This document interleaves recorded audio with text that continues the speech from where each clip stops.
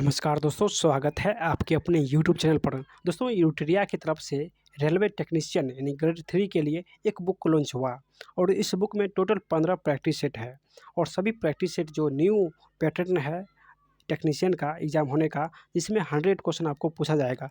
सिर्फ एक ही एग्ज़ाम होगा और एक ही एग्ज़ाम में आपको 100 क्वेश्चन पूछा जाएगा और 100 क्वेश्चन में 50 क्वेश्चन जो है वो साइंस और जीके और करंट अफेयर्स का रहने वाला है और 50 क्वेश्चन मैथ और रीजनिंग का रहने वाला है। तो इसी पैटर्न को देखते हुए यूटेरिया की तरफ से इस बुक को लॉन्च किया गया है और इस बुक में टोटल 15 प्रैक्टिस सेट है और विस्तृत हल के साथ जो है सारे प्रैक्टिस सेट दिया गया है। अगर आप लोग रेलवे की तैयारी करते हैं और टेक्नीशियन की, तो इस बुक को आप लोग एक बार पढ़ने की कोशिश ज़रूर कीजिएगा। आज हम लोग इस वीडियो में सेट 1 से लेकर सेट 5 तक एक ही वीडियो में सारे जीके जीएस का हम लोग सॉल्यूशन करने वाले हैं। तो आप लोग इस वीडियो को प्लीज़ आप लोग अंत तक बने रहिएगा और अच्छे से देख लीजिएगा। सभी क्वेश्चन जो है बेहतरीन है। आप लोग एक बार पूरे वीडियो को अंत तक देखिएगा। हम लोग इस वीडियो में सेट 1 से लेकर सेट 5 तक सॉल्यूशन करेंगे। चलिए, आपको ये बुक का फ्रंट पेज है। अब हम लोग इस बुक का जो है नेक्स्ट पेज देखेंगे। देखिए, यहाँ पे सारे प्रैक्टिस सेट आपको मिलेगा और हर एक प्रैक्टिस सेट में जो है न्यू पैटर्न के आधार पर जो है क्वेश्चन दिया गया है। देखिए, यहाँ न्यू पैटर्न क्या है, तो 100 आपको क्वेश्चन पूछा जाएगा और प्रत्येक क्वेश्चन 1 मार्क का रहेगा और टोटल यानी 100 क्वेश्चन 100 मार्क का रहेगा और टाइम आपको कितना मिलेगा, तो टाइम आपको 1.5 घंटा यानी 90 मिनट मिलेगा और नेगेटिव मार्किंग भी है। नेगेटिव मार्किंग कितना है, तो 3 पर 1 है। नेगेटिव मार्किंग 3 पर 1 है। ये पूरे पैटर्न के हिसाब से जो है इस बुक को तैयार किया गया है। तो आप लोग एक बार ज़रूर देखिएगा। आज हम लोग इस वीडियो में यानी 5 सेट का एक ही वीडियो में मास्टर वीडियो बनाने वाले हैं। तो आप लोग देखिएगा, नेक्स्ट वीडियो 6 से 10 आने वाला है और नेक्स्ट फिर जो है 10, 11 से 15 आएगा। यानी 3 वीडियो में पूरे बुक का सॉल्यूशन हम लोग करवाएँगे। अगर आप लोग चाहते हैं मैथ और रीजनिंग का भी वीडियो आए, तो आप लोग कमेंट में एक जो है अपना राय ज़रूर दीजिएगा। चलिए स्टार्ट करते हैं। उससे पहले जितने भी साथी पहली बार इस वीडियो को देख रहे हैं, सभी लोग इस वीडियो को एक लाइक कर दीजिएगा और नए हैं तो चैनल को सब्सक्राइब कर लीजिएगा। देखिए, सब्सक्राइब करने से क्या होता है कि जैसे ही नेक्स्ट वीडियो अपलोड हो, उसका नोटिफिकेशन आपको सबसे पहले मिलेगा। तो सभी लोग चैनल को सब्सक्राइब कर लीजिएगा और एक शेयर भी कर दीजिएगा, ताकि जो स्टूडेंट पढ़ते हैं, जिसको उतना लाभ नहीं मिल पाता है, उसको जो है इस वीडियो के बारे में पता चले और वो भी इस वीडियो का लाभ ले सके। तो एक बार शेयर कर दीजिएगा और नए हैं तो सभी लोग चैनल को सब्सक्राइब कर लीजिएगा। चलिए स्टार्ट करते हैं यूटेरिया का प्रैक्टिस सेट 1 से 5 तक। आज का प्रथम क्वेश्चन, देखिए सेट 1 है और सेट 1 का जो प्रथम क्वेश्चन पूछा गया है कि हाल ही में किसे 16वें वित्त आयोग का चेयरमैन नियुक्त किया गया है। यानी 16वें वित्त आयोग का चेयरमैन किसे नियुक्त किया गया है? चेतन आनंद, अविनाश अवस्थी, अरविंद पनघटिया या अमिताभ कांत। तो इसका आंसर आप लोग जल्दी से फटाफट दीजिए। चलिए, इसका आंसर हो जाएगा ऑप्शन नंबर सी, अरविंद पनघटिया को हाल ही में 16वें वित्त आयोग का चेयरमैन बनाया गया है। दोस्तों, ये अरविंद पनघटिया कौन है? तो ये नीति आयोग के पूर्व उपाध्यक्ष जो है, ये अरविंद पनघटिया है। यानी नीति आयोग का ये पूर्व जो उपाध्यक्ष बने थे, पहले बने थे, अब इसे बनाया गया है वित्त आयोग का चेयरमैन। तो इसको भी आप लोग ध्यान रखिएगा कि अरविंद पनघटिया जो है, ये नीति आयोग का उपाध्यक्ष भी बना हुआ है। चलिए, पहला क्वेश्चन देखते हैं।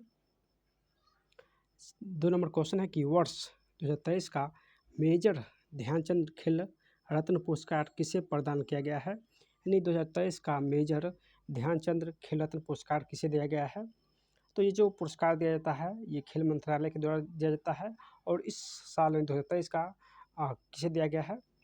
तो इसका आंसर हो जाएगा दोस्तों ये सात्विक साईराज और चिराग शेट्टी। इस दोनों को 2023 का मेजर ध्यानचंद खेल पुरस्कार दिया गया है और ये दोनों खिलाड़ी है बैडमिंटन का। ये दोनों खिलाड़ी है बैडमिंटन का, जिसे 2023 का मेजर ध्यानचंद खेल पुरस्कार दिया गया है। यानी इसका आंसर हो जाएगा ऑप्शन नंबर डी, बी और सी दोनों करेक्ट है। अगर आपसे पूछे 2022 का मेजर ध्यानचंद पुरस्कार किसे मिला है, तो ये शरत कमल को 2022 का मेजर ध्यानचंद खेल रत्न पुरस्कार मिला है। चलिए, अगला क्वेश्चन देखते हैं। अगला क्वेश्चन है कि 19वां G20 शिखर सम्मेलन वर्ष 2024 की अध्यक्षता कौन सा देश करेगा? यानी 2024 में जो G20 का शिखर सम्मेलन होगा, कौन सा देश अध्यक्षता करेगा? यानी भारत, चीन, दक्षिण कोरिया, ब्राज़ील। तो इसका एक जो शॉर्ट नाम हम लोग याद रखते हैं ट्रिक से। चलिए, IBBA।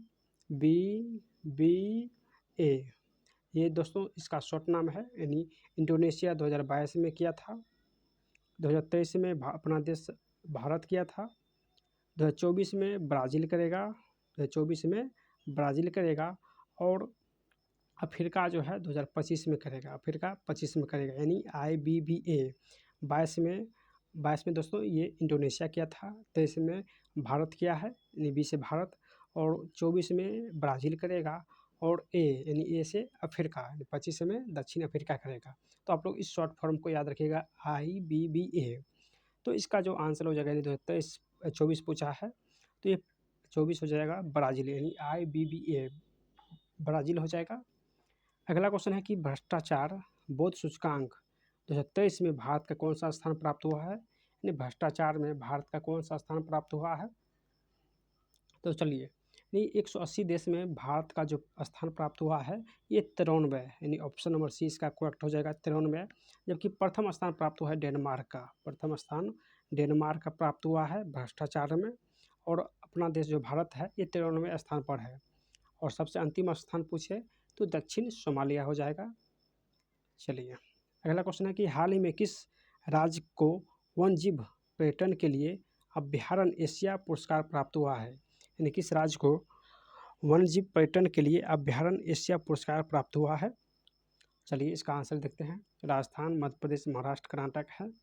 तो जो वन्यजीव अभ्यारण्य एशिया पुरस्कार दिया गया है ये मध्य प्रदेश को दिया गया है, यानी ऑप्शन नंबर बी इसका करेक्ट हो जाएगा, क्योंकि मध्य प्रदेश जो है वन्य जीव के दृष्टिकोण से एक संपन्न राज्य है। यहाँ पे 12 राष्ट्रीय उद्यान है और 24 वन्य जीव अभ्यारण्य है, यानी 12 राष्ट्रीय उद्यान है और 24 वन्य जीव अभ्यारण्य है।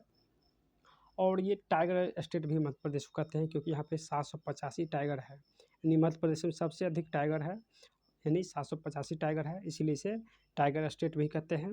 और 2022-23 से इसे चीता स्टेट भी कहते हैं, यानी जो नामीबिया से चीता लाया गया था, ये कुन्नू राष्ट्रीय उद्यान में जो इस चीते को रिलीज किया गया था। अब चीता स्टेट अगर पूछे आपसे कि चीता स्टेट यानी चीता राज्य किसे घोषित किया गया है, तो ये मध्य प्रदेश को घोषित किया गया है, यानी ऑप्शन नंबर बी इसका करेक्ट हो जाएगा। चलिए, अगला क्वेश्चन क्या है कि देखिए, भुक्ति, भोग, विषय, विधि और मंडल इनमें से किससे संबंधित है, यानी ये सभी किससे संबंधित है। हाँ, गुप्त काल का है और मौर्य काल का, किस काल का है। तो भुक्ति, भोग, विषय, विधि, मंडल ये सभी जो है ये गुप्त काल का प्रशासनिक विभाजन था, यानी गुप्त काल का एक प्रशासनिक विभाजन था। और अगर आपसे पूछे कि गुप्त काल में सबसे छोटी प्रशासनिक इकाई किसे कहते थे, तो सबसे छोटी प्रशासनिक जो इकाई था वो गांव था। और गुप्त काल को ही भारतीय कला और संस्कृति का स्वर्ण युग कहते हैं, यानी कला और संस्कृति का स्वर्ण युग जो है गुप्त काल को ही कहते हैं। तो इसको भी आप लोग ध्यान रखिएगा। चलिए, अगला क्वेश्चन क्या है कि भारतीय संघ की कार्यपालिका का संवैधानिक प्रमुख कौन होता है। तो यहाँ पे देखिए, ये क्वेश्चन बहुत ही महत्वपूर्ण है, आप लोग एक बार ध्यान से देख लीजिए।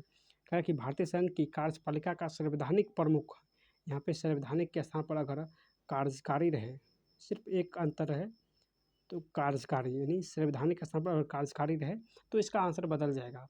यहाँ पे पूछा है कि भारतीय संघ की कार्यपालिका का संवैधानिक प्रमुख कौन होगा, तो संवैधानिक पूछे तो राष्ट्रपति हो जाएगा, और कार्यकारी पूछे तो प्रधानमंत्री हो जाएगा। पूछा है संवैधानिक, तो इसका आंसर ऑप्शन नंबर बी राष्ट्रपति हो जाएगा।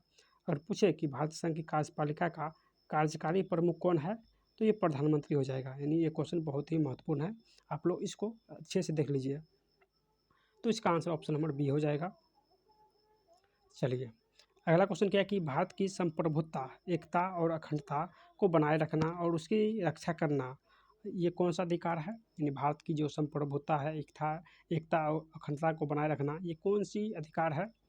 तो इसका आंसर क्या हो जाएगा, चलिए इसका आंसर जल्दी से आप लोग दीजिए। इसका आंसर हो जाएगा ये मौलिक कर्तव्य है, यानी संप्रभुता, एकता और अखंडता को बनाए रखना एक मौलिक कर्तव्य है। और ये मौलिक कर्तव्य कब जोड़ा गया था, तो 42वां संविधान संशोधन के तहत 1976 में जोड़ा गया था। किस समिति के द्वारा, तो ये स्वर्ण सिंह समिति के द्वारा, यानी सरदार स्वर्ण सिंह समिति के द्वारा 1976 में जोड़ा गया था। और किस अनुच्छेद में है मौलिक कर्तव्य, तो ये मौलिक कर्तव्य 51 के कॉम है, 51 का कॉम है। और ये किस देश से लिया गया था, तो मौलिक कर्तव्य जो है सोवियत संघ रूस से लिया गया था, यानी सोवियत संघ रूस से लिया गया था मौलिक कर्तव्य, तो इसको भी आप लोग ध्यान रखिएगा। अगला क्वेश्चन क्या है कि सबसे बड़ा नाभिकीय शक्ति केंद्र कहाँ स्थित है, यानी सबसे बड़ा नाभिकीय शक्ति केंद्र कहाँ है। तो इसका आंसर क्या हो जाएगा दोस्तों, देखिए सबसे बड़ा नाभिकीय शक्ति केंद्र पूछा है तो ये हो जाएगा कल्पक्कम। कल्पक्कम कहाँ है, तो ये तमिलनाडु में है और ये सबसे बड़ा नाभिकीय शक्ति केंद्र है क्योंकि यहाँ पे 2000 प्लस जो है मेगावाट जो है इसकी क्षमता है। तो ये सबसे बड़ा शक्ति केंद्र है कल्पक्कम, जो कि तमिलनाडु में है। ऑप्शन नंबर डी इसका करेक्ट हो जाएगा। चलिए अगला क्वेश्चन देखते हैं। HTML का आविष्कार किसने किया। देखिए HTML है तो HTML का जो फुल फॉर्म होता है हाइपर टेक्स्ट मार्कअप लैंग्वेज होता है और इसका आविष्कार पूछा है तो 1990 में, यानी HTML का 1990 में आविष्कार की खोज किसने किया था। तो ये टिम बर्नर्स ली ने 1990 में HTML का आविष्कार किया था। अगर आपसे पूछे कि WW का आविष्कार कब हुआ और किसने किया, WW का आविष्कार कब हुआ, तो ये 1989 में, नहीं 1 साल पहले हुआ था। और इसका खोज किसने किया, तो इसका खोज टिम बर्नर्स-ली ने, यहाँ पे टिम बर्नर्स-ली ने किया था, यानी WW का खोज। उसके बाद 1 साल बाद जो है HTML का खोज भी किया था। तो इस दोनों क्वेश्चन को आप लोग ध्यान रखिएगा, यानी पहले WW का आविष्कार किया था 1989 में, उसके अगले साल 1990 में यानी HTML का खोज किया था टिम बर्नर्स-ली ने। तो इस दोनों क्वेश्चन का आप लोग ध्यान रखिएगा। माओत्से यानी माओत्से पर्व जो है भारत किस राज्य में मनाया जाता है। माओत्से जो पर्व है ये भारत किस राज्य में मनाया जाता है। असम है, सिक्किम है, मणिपुर है, नागालैंड है। तो इसका आंसर हो जाएगा दोस्तों, ये जो पर्व है ये नागालैंड में मनाया जाता है, यानी नागालैंड का ये पर्व है। नागालैंड में एक और पर्व मनाया जाता है हॉर्नबिल, यानी हॉर्नबिल जो है, हॉर्नबिल ये भी नागालैंड का ही पर्व है। तो इस दोनों पर्व को आप लोग ध्यान से रखिएगा। चलिए अगला क्वेश्चन क्या है कि भारतीय दंड संहिता जो कि यानी Indian penal act, penal code जो 1860 में अधिनियमित हुई का मसौदा तैयार करने वाले आयोग की अध्यक्षता किसने किया था। यानी जो 1860 में भारतीय दंड संहिता पारित हुआ था, अधिनियमित हुआ था, उसके अध्यक्षता किसने किया था। तो ये दोस्तों किसने किया, तो ये लॉर्ड मैकाले ने किया था। लॉर्ड मैकाले ने किया था और लॉर्ड मैकाले को ही अंग्रेजी भाषा का जन्मदाता भारत में माना जाता है, यानी इसी ने अंग्रेजी भाषा को लाया था, यानी कार्यकारी भाषा बनाया था लॉर्ड मैकाले ने। चलिए अगला क्वेश्चन क्या है कि देखिए शिवाजी के शासनकाल के दौरान निम्नलिखित अधिकारियों और उनके संबंधित अधिकार क्षेत्र पर विचार कीजिए एवं सही विकल्प को पहचानिए, यानी कौन सा विकल्प सही है। तो चलिए इसका प्रथम देखते हैं कि वाक्यान्विस जो पद था ये किस विभाग का पद था। तो दोस्तों ये जो पद था ये खुफिया विभाग का, यानी ये खुफिया विभाग का पद था, जो कि यहाँ पे गलत दिया गया है, खुफिया विभाग था। सुमंत जो था ये था विदेश विभाग, यानी ये विदेश का कार्यभार देखता था। सुमंत जो था ये विदेश का कार्यभार संभालता था। और ये सचिव जो था, सचिव का काम था पत्र वाला सारे काम देखना, यानी पत्राचार करना। और ये अमात्य जो है ये बिल्कुल सही है, अमात्य का काम था महालेखाकार, यानी अमात्य का काम था महालेखाकार करना। तो ऑप्शन नंबर डी सही है, जबकि ABC रॉन्ग है, यानी वाक्यान्विस जो कि खुफिया विभाग थे। सुमंत जो थे ये विदेश से रख रखाव देखते थे। सचिव जो थे ये पत्राचार का कार्य करते थे, जो कि डी ऑप्शन अमात्य है, ये महालेखाकार का काम करते थे। तो इसका आंसर ऑप्शन नंबर डी हो जाएगा। चलिए अगला क्वेश्चन है कि कौन सी एक आग्नेय शेल नहीं है, यानी कौन एक आग्नेय शेल नहीं है। चलिए इसका आंसर देखते हैं। देखिए ग्रेनाइट आग्नेय शेल है, ग्रेबो ये भी आग्नेय शेल है, बेसाल्ट ये भी आग्नेय शेल है। जबकि जो बलुआ पत्थर है जिसका रूपांतरित है वो क्वार्टजाइट होता है, ये अवसादी चट्टान है, यानी बलुआ पत्थर एक अवसादी चट्टान है। तो इसका आंसर ऑप्शन डी हो जाएगा, जो कि आग्नेय शेल नहीं है, ये अवसादी शेल है, अवसादी शेल है। इसको आप लोग ध्यान रखिएगा। चलिए अरावली पर्वत जो है पर्वतमाला भारत के निम्नलिखित में किस राज्य से होकर नहीं गुजरती है। यानी अरावली पर्वत जो कि विश्व का सबसे पुरानी वलित पर्वत है, यानी सबसे पुरानी वलित पर्वत है, ये किस राज्य से होकर नहीं गुजरती है। तो गुजरात से होकर गुजरती है। उसके बाद राजस्थान से होकर भी गुजरती है, हरियाणा से होकर भी गुजरती है, लेकिन ये महाराष्ट्र में नहीं गुजरती है। इसका आंसर ऑप्शन सी हो जाएगा कि महाराष्ट्र से होकर ये नहीं गुजरती है।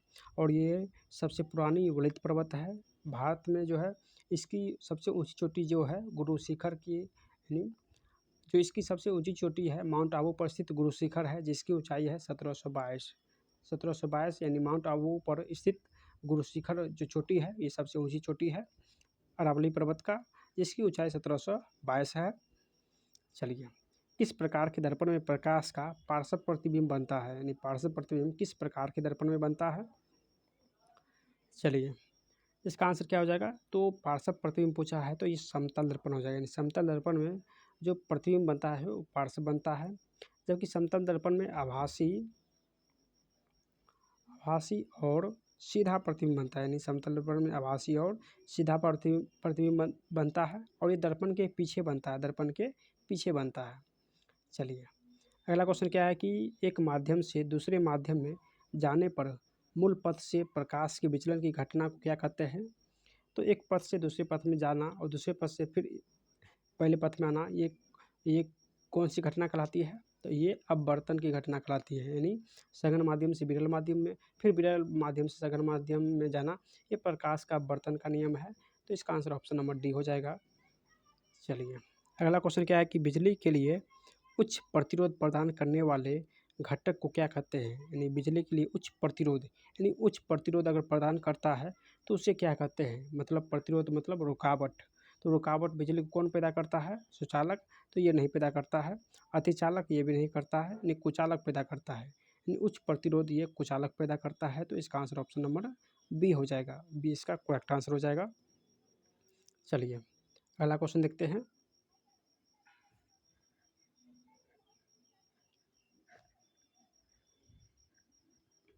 देखिए, अगला क्वेश्चन क्या है कि निम्नलिखित में से कौन सा संपर्क बल का उदाहरण है। संपर्क बल मतलब जो हम लोग यूज करते हैं, संपर्क बल मतलब जो हम लोग यूज करते हैं उसे संपर्क बल कहते हैं।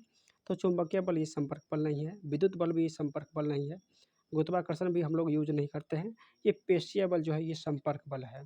संपर्क बल का और कुछ उदाहरण जैसे घर्षण बल हो गया, तनाव बल हम लोग खींचते हैं, तनाव बल हो गया, स्प्रिंग हो गया, ये सब संपर्क बल है। तो यहाँ पे ऑप्शन सी हो जाएगा, पेशीय बल जो है एक प्रकार का संपर्क बल है।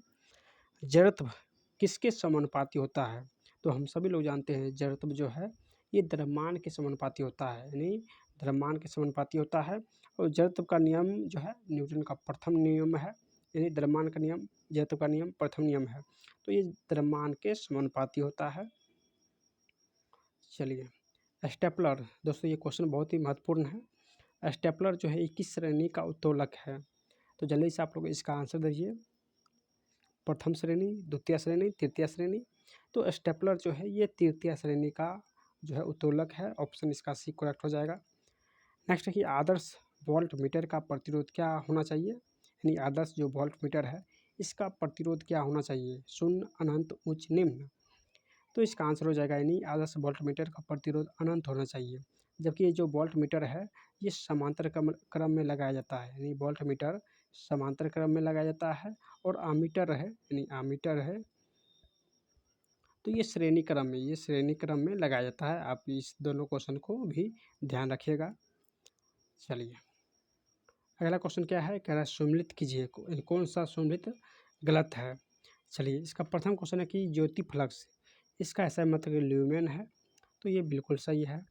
घन कोण जो है इसका ऐसा मतलब स्टेरेडियन है, तो ये भी सही है। ऊष्मा जो है इसका ऐसा मतलब कैलोरी है, तो ये भी सही है। तापमान का ऐसा मतलब पास्कल होता है, दोस्तों ये दाब का मात्रक है ना कि तापमान का। तो तापमान का ऐसा मतलब सेल्सियस होता है, यानी यहाँ पे सेल्सियस होना चाहिए ना कि पास्कल। तो ऑप्शन डी जो है ये गलत है। चलिए, नेबुलर परिकल्पना अनुसार आकाशगंगा कैसी है, यानी नेबुलर परिकल्पना अनुसार आकाशगंगा कैसी बनी है।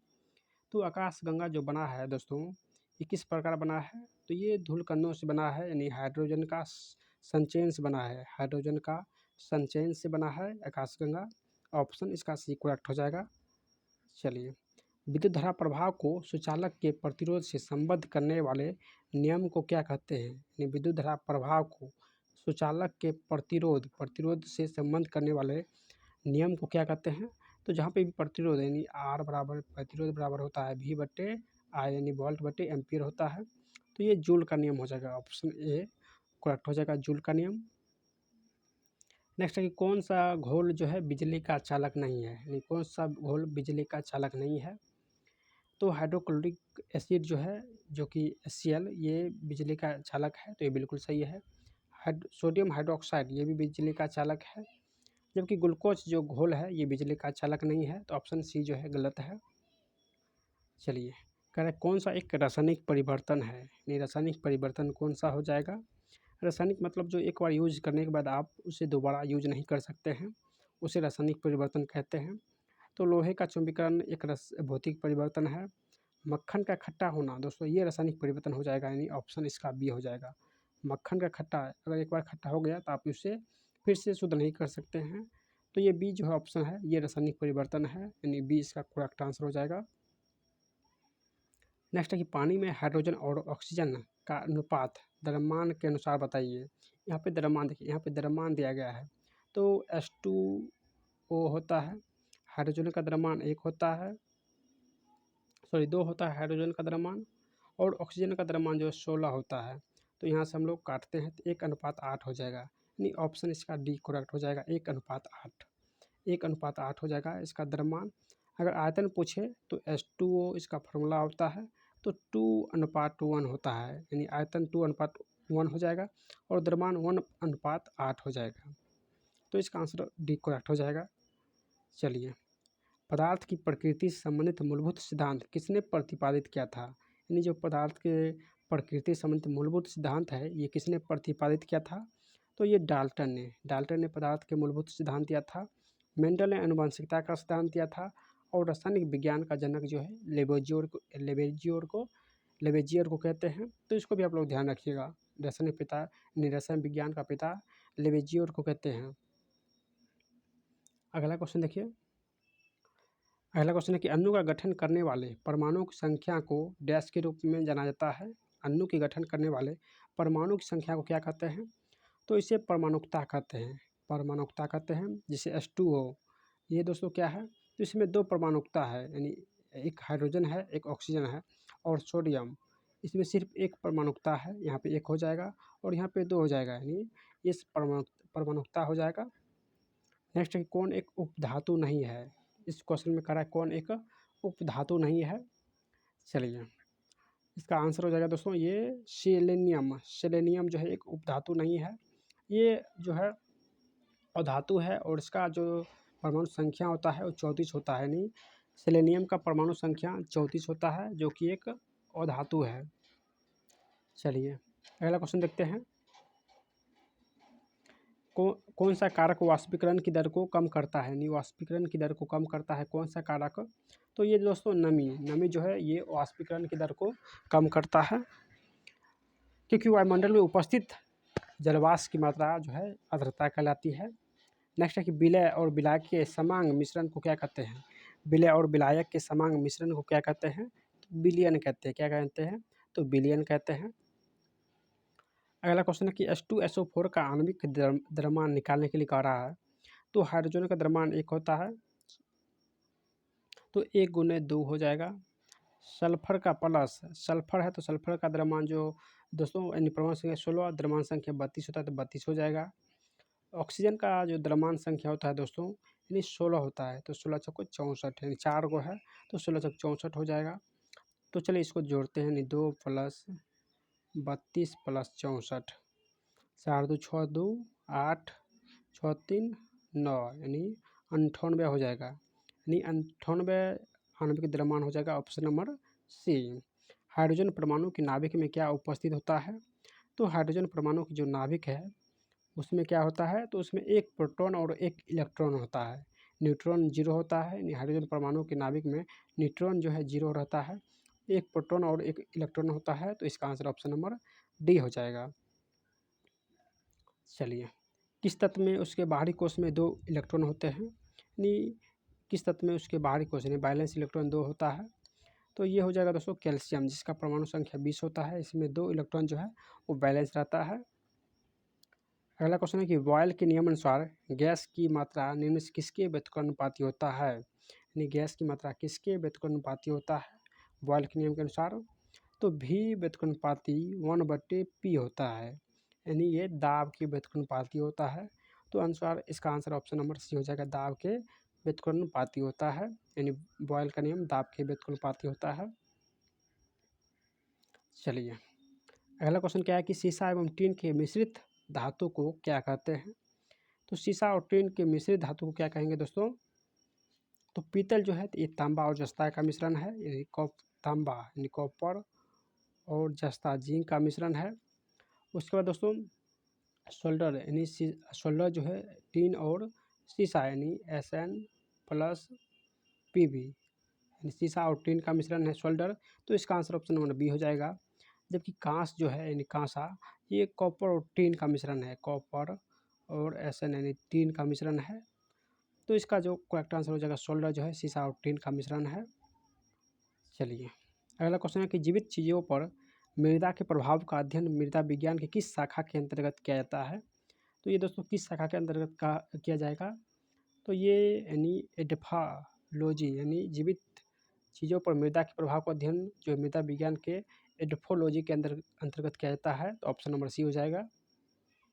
नेक्स्ट है कि कौन सा कथन जो है गलत है। प्रथम है कि श्वसन के प्रथम चरण में ग्लूकोज का विघटन होता है। तो श्वसन के प्रथम चरण में ग्लूकोज का विघटन होता है, बिल्कुल सही है। श्वसन के प्रथम चरण में पायरुविक अम्ल का निर्माण होता है, तो ये भी सही है।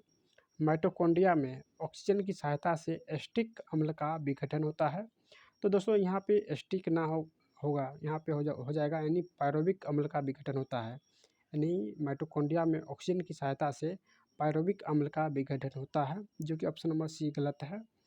किण्वन की प्रक्रिया के लिए ऑक्सीजन की आवश्यकता नहीं होती है, यानी किण्वन की प्रक्रिया के लिए ऑक्सीजन की आवश्यकता नहीं होती है, तो ये भी सही है। ऑप्शन सी गलत है।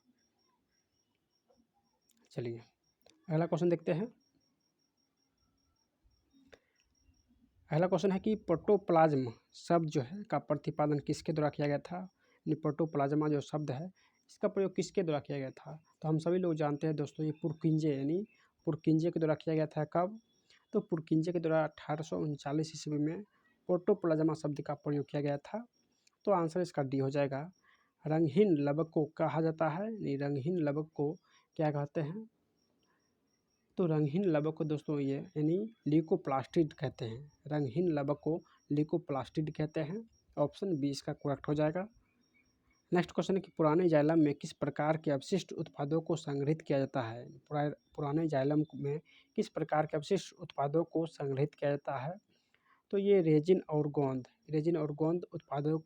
उत्पादकों को संग्रहित करते हैं। चलिए नेक्स्ट क्वेश्चन है कि डैश में पतली कोशिकाएं भित्ति के साथ अपेक्षाकृत अवशिष्ट कोशिकाएं होती है, यानी किस में पतली कोशिका भित्ति के साथ अपेक्षाकृत अवशिष्ट कोशिकाएं होती है। तो दोस्तों ये हो जाएगा, यानी इसका आंसर हो जाएगा ये पेरेन्काइमा में पतली कोशिका की भित्ति के अपेक्षाकृत अवशिष्ट कोशिकाएं होती है। जहाँ पर पतली कोशिकाएं रहे उसका आंसर यानी पेरेन्काइमा। चलिए दोस्तों सेट नंबर 2 का हम लोग सोल्यूशन करेंगे। देखिए देश की पहली चीता सफारी मध्य प्रदेश के निम्नलिखित में से किस राष्ट्रीय उद्यान में बनाई गई है, यानी चीता सफारी जो है मध्य प्रदेश के किस राष्ट्रीय उद्यान में बनाई गई है। तो दोस्तों ये हो जाएगा कुन्नो राष्ट्रीय उद्यान। कुन्नो राष्ट्रीय उद्यान कहाँ है, तो ये मध्य प्रदेश में स्थित है, तो आंसर इसका सी हो जाएगा। अगला क्वेश्चन है कि गुटनिरपेक्ष आंदोलन का 19वां शिखर सम्मेलन कहाँ आयोजित किया गया है। तो गुटनिरपेक्ष जो आंदोलन है इसका 19वां शिखर सम्मेलन दोस्तों ये काम्पाला यानी युगांडा में हुआ है, और इसका स्थापना 1961 में हुआ था, यानी गुटनिरपेक्ष आंदोलन का स्थापना 1961 में हुआ था। नेक्स्ट है कि यानी वाई इंडिया मैटर्स पुस्तक के लेखक कौन है। तो दोस्तों ये हो जाएगा S Jaishankar. Why India matter के लेखक एस जयशंकर है।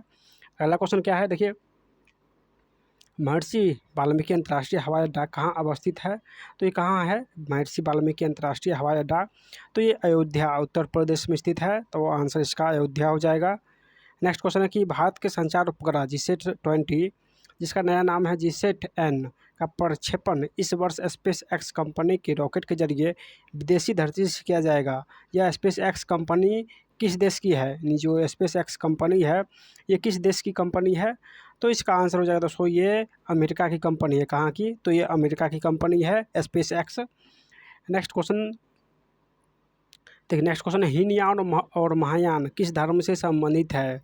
तो हम सभी लोग जानते हैं दोस्तों ये बौद्ध धर्म यानी गौतम बुद्ध से संबंधित है। तो इसका आंसर हो जाएगा यानी बौद्ध धर्म। कौन सा जलमर्मर रूस और संयुक्त राज्य अमेरिका के बीच अवस्थित है? तो दोस्तों ये हो जाएगा बेरिंग जलमर्मर यानी बेरिंग जलमर्मर जो है ये रूस और अमेरिका के बीच स्थित है। अगला क्वेश्चन क्या है देखिए, मुसम्मन बुर्ज भारत किस किले में अवस्थित है? तो दोस्तों ये कहाँ है यानी किस किले में अवस्थित है? तो ये आगरा के लाल किला में अवस्थित है। आगरा के लाल किला में अवस्थित है ये मुसम्मन बुर्ज। चलिए आगे का क्वेश्चन देखते हैं। आगे का क्वेश्चन है कि 1905 में बंगाल के विभाजन का आदेश किस वायसराय के द्वारा पारित किया गया था? यानी बंगाल विभाजन जो 1905 में हुआ था किस वायसराय ने पारित किया था? तो दोस्तों हम सभी लोग जानते हैं ये लॉर्ड कर्जन यानी 1905 में लॉर्ड कर्जन ने बंगाल विभाजन को पारित किया था। अगला क्वेश्चन क्या है कि भारत की सबसे लंबी मुख्य तट यानी मुख्य भूमि तट रेखा इनमें से किस राज्य की है? तो सबसे लंबी भू तट रेखा जो है दोस्तों ये किस राज्य की है? तो ये गुजरात की है। ऑप्शन ए हो जाएगा गुजरात। चलिए अगला क्वेश्चन क्या है, कौन सा राज्य म्यांमार के साथ अपनी सीमा साझा नहीं करता है? यानी म्यांमार के साथ अपनी सीमा साझा नहीं करती है। तो दोस्तों ये हो जाएगा त्रिपुरा। त्रिपुरा म्यांमार के पास अवस्थित नहीं है, जबकि अरुणाचल प्रदेश, मिजोरम और मणिपुर अवस्थित है। नेक्स्ट क्वेश्चन है कि सीमा सड़क संगठन किस मंत्रालय के अंतर्गत कार्य करता है? तो सीमा सड़क संगठन जो है दोस्तों ये किस मंत्रालय के अंतर्गत कार्य करता है? तो ये रक्षा मंत्रालय के अंतर्गत कार्य करता है। और इसका स्थापना कब हुआ? तो 1960 ईस्वी में हुआ था। इसको भी आप लोग ध्यान रखिएगा। अगला क्वेश्चन है कि विशेष परिस्थिति में लोकसभा और राज्यसभा की संयुक्त बैठक का प्रावधान भारतीय संविधान के किस अनुच्छेद में है? यानी लोकसभा और राज्यसभा को का जो संयुक्त बैठक होगा ये किस अनुच्छेद में वर्णित है? तो ये अनुच्छेद 108 में वर्णित है। अनुच्छेद 108 में वर्णित है। चलिए, भारत की संसद में पहला लोकपाल विधेयक कब पेश किया गया था? पहला जो लोकपाल विधेयक पेश किया गया था ये कब किया गया था? तो दोस्तों हम सभी लोग जानते हैं ये 1968 में पेश किया गया था। ऑप्शन नंबर बी इसका करेक्ट आंसर हो जाएगा 1968। अगला क्वेश्चन क्या है कि OECD यानी organisation for economic cooperation and development का मुख्यालय कहाँ है? तो इसका जो मुख्यालय बना है दोस्तों ये पेरिस में। कहाँ? तो पेरिस में इसका मुख्यालय बना है। अगला क्वेश्चन हम लोग देखेंगे कि किस प्रक्रिया द्वारा उसमें ऊर्जा निर्मित होती है? यानी किस प्रक्रिया के द्वारा उसमें ऊर्जा निर्मित होती है? तो इस शोषण के द्वारा जो है यानी शोषण के द्वारा उसमें ऊर्जा निर्मित होती है। ऑप्शन इसका डी करेक्ट हो जाएगा। अगला क्वेश्चन क्या है कि दिए गए विकल्प में कौन बहुविखंडन प्रदर्शित करता है? कौन बहुविखंडन प्रदर्शित करता है? तो इसका आंसर हो जाएगा ये प्लाज्मोडियम। प्लाज्मोडियम जो है बहुविखंडन प्रदर्शित करता है। चलिए आगे क्वेश्चन देखते हैं। कौन मांसाहारी पौधा नहीं है? कौन एक मांसाहारी पौधा नहीं है? तो ये टाइगर लिली, जबकि सैंडियो, मंकीमम और कार्बस्कू ये सभी मांसाहारी पौधा है, जबकि टाइगर लिली मांसाहारी पौधा नहीं है। नेक्स्ट क्वेश्चन है कि कौन सा अंग पित्त रस स्रावित करता है? यानी कौन सा अंग जो है पित्त रस को स्रावित करता है? तो ये यकृत जो है पित्त रस को स्रावित करता है। कौन अंडा देने वाला स्तनपायी है? अंडा देने वाला स्तनपायी कौन है? तो प्लेटिपस हो जाएगा। ऑप्शन डी प्लेटिपस हो जाएगा। चलिए अगला क्वेश्चन है कि पादप कोशिका की भित्ति किसकी बनी होती है? तो पादप कोशिका की भित्ति जो बनी होती है ये सेलुलोज की बनी होती है। तो आंसर इसका बी सेलुलोज हो जाएगा। पेशी ऊतक कितने प्रकार की होती है? अगर बात करें पेशी ऊतक, तो पेशी ऊतक दोस्तों 3 प्रकार की होती है। ऑप्शन इसका सी हो जाएगा, 3 प्रकार के होते हैं। अगला क्वेश्चन क्या है देखिए, नेफ्रॉन का संबंध किससे है? तो नेफ्रॉन का संबंध दोस्तों क्या हो जाएगा?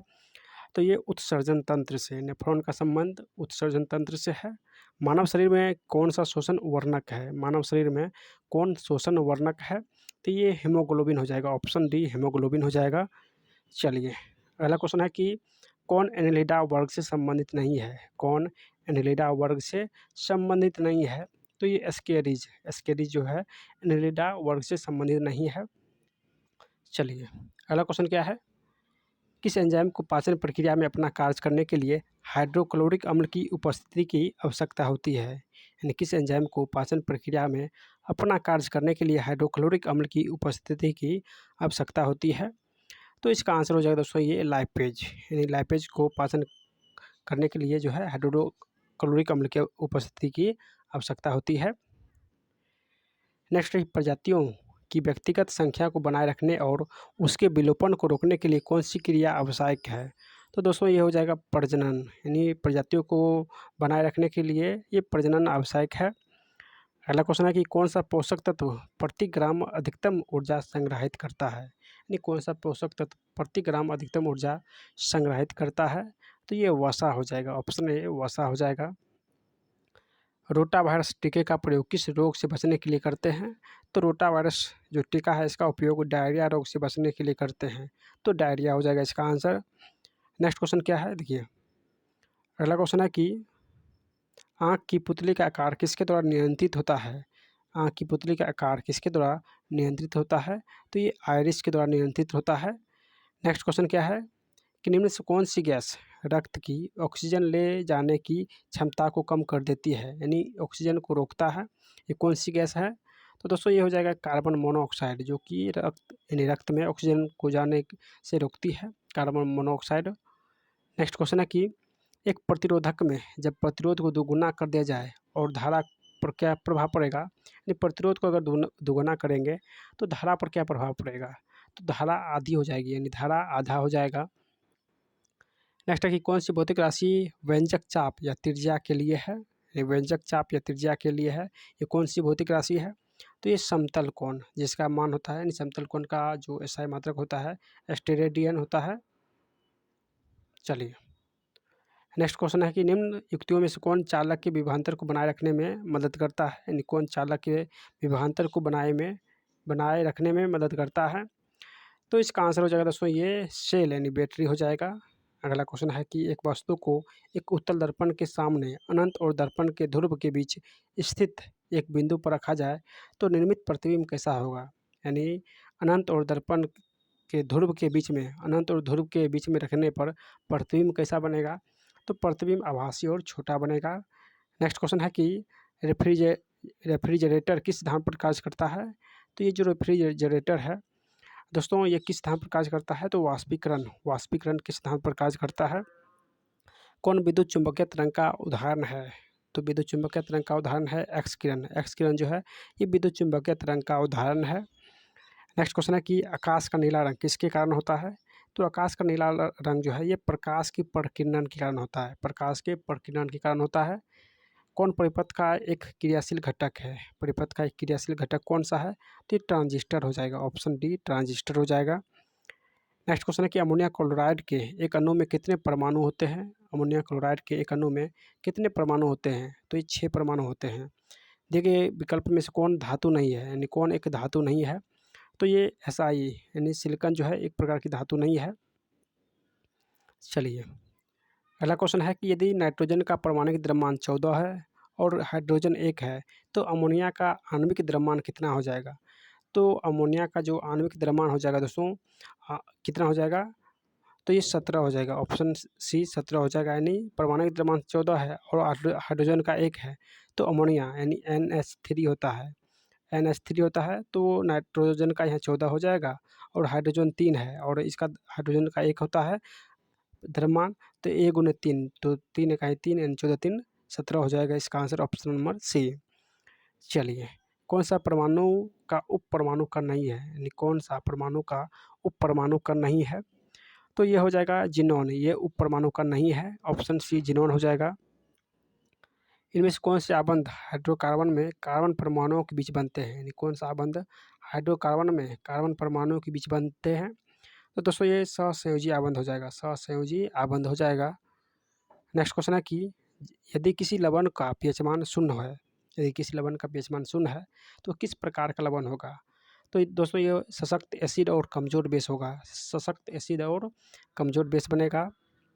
अगला क्वेश्चन है कि न्यूलैंड्स के अष्टक में किन 2 तत्वों के गुण समान पाए जाते हैं। न्यूलैंड्स के अष्टक नियम है उसमें किसके 2 गुण समान पाए जाते हैं, इन किन 2 तत्वों का गुण जो है वो समान पाते हैं। तो लिथियम और सोडियम हो जाएगा। व्यंजन कार्य में क्लोरीन के विकल्प के रूप में निम्न किस पदार्थ का प्रयोग किया जाता है। तो क्लोरीन के विकल्प के रूप में दोस्तों ये हाइड्रोजन पेरोक्साइड का प्रयोग करते हैं, तो हाइड्रोजन पेरोक्साइड हो जाएगा। अगला क्वेश्चन है कि अपमार्जक चूर्ण में मुख्य रूप से कौन सा रासायनिक मौजूद होता है। अपमार्जक जो चूर्ण है उसमें कौन सा रासायनिक मौजूद होता है? तो ये NaCO3 अपमार्जक चूर्ण में मुख्य रूप से NaSCO3 होता है। ऑप्शन इसका बी हो जाएगा, NaCO3। अगला क्वेश्चन क्या है देखिए, कैल्शियम हाइपोक्लोराइड को सामान्य किस रूप में जाना जाता है? कैल्शियम हाइपोक्लोराइड को सामान्यतः किस रूप में जानते हैं? तो ये विरंजक चूर्ण के रूप में जानते हैं, विरंजक चूर्ण के रूप में जानते हैं कैल्शियम हाइपोक्लोराइड को। नेक्स्ट है कि पटाखों का जलना किसका उदाहरण है? यानी पटाखों का जलना ये किसका उदाहरण है? तो इसका आंसर हो जाएगा दोस्तों ये दहन का, यानी पटाखों का जलना ये दहन का उदाहरण है। तो इसका आंसर ऑप्शन ए हो जाएगा दहन। तो दोस्तों सेट नंबर 2 में, यानी सेट 2 में 50 क्वेश्चन हम लोग कर लिए हैं। अब हम लोग सेट 3 का सोल्यूशन करेंगे। अगर आप लोग को ये वीडियो पसंद आ रहा है तो आप लोग सभी लोग इस वीडियो को एक लाइक करके चैनल को सब्सक्राइब कर लीजिएगा, ताकि नेक्स्ट 5 सेट का जैसे ही वीडियो अपलोड हो उसका लिंक आपको सबसे पहले आ जाए। तो सभी लोग चैनल को सब्सक्राइब जरूर कर लीजिएगा। चलिए सेट नंबर 3 को सोल्यूशन करते हैं। चलिए दोस्तों, ये रहा प्रैक्टिस सेट 3 और इसका प्रथम क्वेश्चन है कि भारत में पहली अमृत भारत रेलगाड़ी निम्नलिखित में किन दो शहरों के बीच चलाई गई है? यानी अमृत भारत जो चलाया गया था रेलगाड़ी, ये किन दो शहरों के बीच चलाया गया था? तो दोस्तों ये अयोध्या और दरभंगा के बीच चलाया गया था। तो ऑप्शन इसका ए हो जाएगा, अयोध्या और दरभंगा। नेक्स्ट क्वेश्चन क्या है कि हाल ही में किसे संयुक्त राष्ट्र में भारत का स्थायी प्रतिनिधि नियुक्त किया गया है? यानी संयुक्त राष्ट्र में भारत का स्थायी प्रतिनिधित्व किसे नियुक्त किया गया है? तो दोस्तों ये यानी अरिंदम बागची को नियुक्त किया गया है। ऑप्शन इसका सी हो जाएगा। भारत के 16वें वित्त आयोग की सिफारिश किस अवधि के लिए किया गया है?